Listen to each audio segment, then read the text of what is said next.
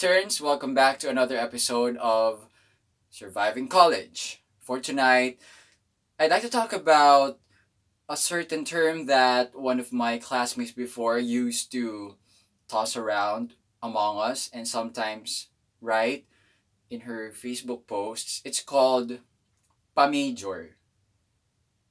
She was ranting about a floating subject or gen ed subject that all students were required to take regardless of their major.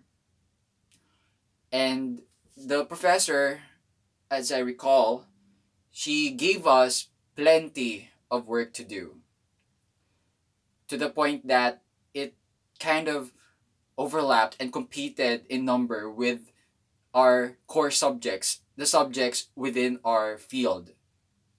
And I think it was our sociology course that she called pamajor, when in fact the teacher should have treated the subject the way it was supposed to be treated, a minor thing for the rest of the class and not really a major. Okay, probably you have subjects now which they're general education subjects. You're required to take them, even if they're not really your major. If you're taking up engineering and you're required to take up a humanities course that doesn't seem to be useful in your field, well, you have to take that humanities course, otherwise, you won't graduate. So, I'm going to talk about how you can go through that course if ever you have pa-major professors, like how my classmate used to call them. Here's one hack that I'll share with you. It's simply basic. Well, don't treat it like a pa-major thing. If you know that it's a minor subject, might as well treat it as such. The rule is simple: meet expectations and move on. You have to know what it takes to at least pass pass the course. Okay, what if you're aiming for Dean's Lister? You'd want to maintain at least a certain grade and it shouldn't go lower than that.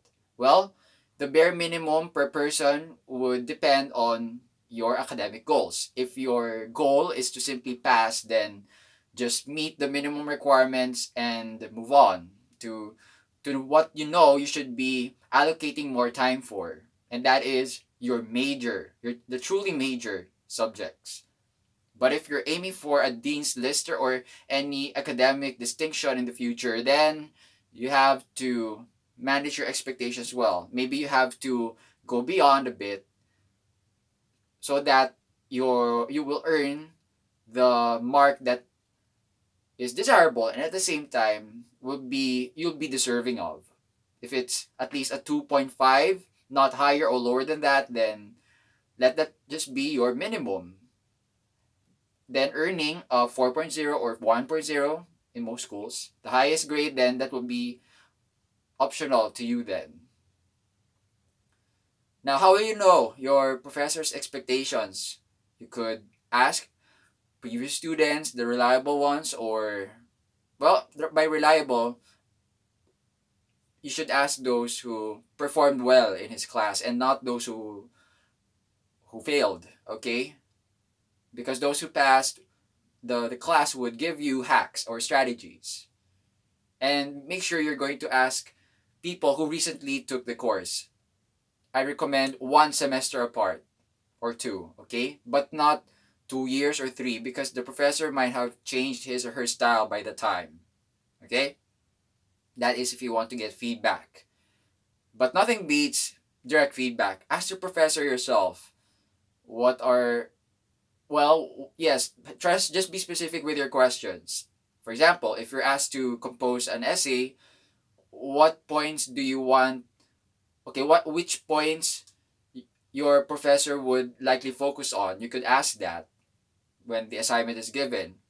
Which focus should you allocate more space in your paper? And that can help, to number one, saving time and effort, and the possibility of getting the mark that is desirable and at the same time you're going to be worthy of. So that's my take on pa-major subjects. Remember, your professors are in control of your grades, and you either you either complain about that, or you find strategies as to what will persuade them to give you the mark that you deserve without you having to burn yourself out. So that's the best advice I could give of. That's the best advice I could give. Sorry, I'm having filler words in my sentences. It just came from work, but anyway, I'm glad to have shared with this. I'm glad to have shared this with you. If this is the SOS message you've been hungry for, then I'm glad to have been the person to deliver that to you. So if you like this, and if you know this is something that you'd want to converse with others about, simply share, hit like, and comment below what you think. And let me know what other college survival tips or hacks or strategies you'd want to talk about more. So consider subscribing if you haven't already, so that you'll be updated on my next uploads. With that, continue surviving in the dark till the next episode.